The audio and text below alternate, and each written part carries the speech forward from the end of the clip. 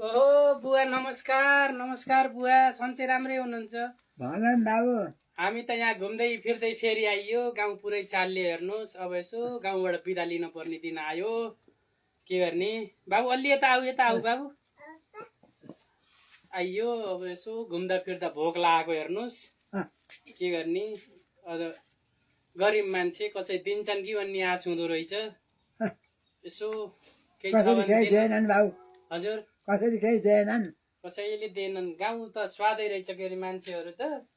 तर के गर्ने, टाढाको मान्छे को आओ कसो आओ भन्दा रहेछन्। अहिले यस्तै चलेको छ, के गर्ने। आफू सही भएपछि केही छ भने 2 गाँस खाना दिनुहोस् के अरे। ल बाबु ल बस्न पर्यो।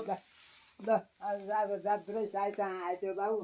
अब माघ महिना खिचडी खाने भनेर खिचडी पकाइछ बुढीले। ल बाबु बाख्रा पो त बाबु। बाबु बस हो बाख्रा पो त।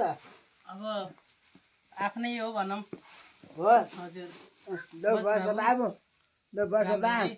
अब मैले अब माघ महिनामा खिचडी खाने भन्छन्। हजुर हजुर। अब चाहिँ यसो खिचडी पकाएको यस्तो साइत आएको बार यो भित्रले ल्याए कि के ल्याए मलाई त आज भएन। हजुर अब चाहिँ ल बस बा, म ल्याइदिन्छु।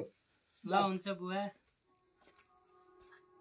तपाईँ धेरै वर्ष बाँच्नु होला। यस्ता राम्रा मान्छे हुनुहुँदो रहेछ। बाबु चप्पल यता राखियो भए हुन्थ्यो।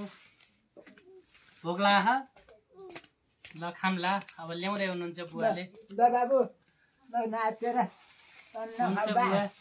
ल बुवा बुझ्दो छ। अब ल खाऊ, अझ बालकालाई पनि खुवाइदेऊ बा। हस् हुन्छ हजुर, यसलाई खुवाइदिनु पर्यो पहिल्यै। ल बा, सन्तानको खुसी भनेको पहिलो हो।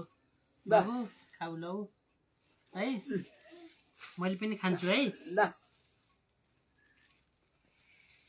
ओहो नि, भगवान्ले डोराउनु रहेछ, यति राम्रो ठाउँमा खाना आइयो, खिचडी त्यही त खाना आज पाइयो।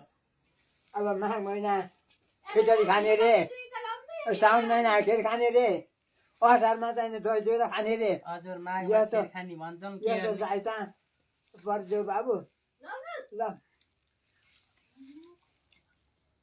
ल अब राम्रो खाऊ बा। धेरै दुःख दियो के अरे हामीले। के को दुःख हो नि बाबु? यस्तो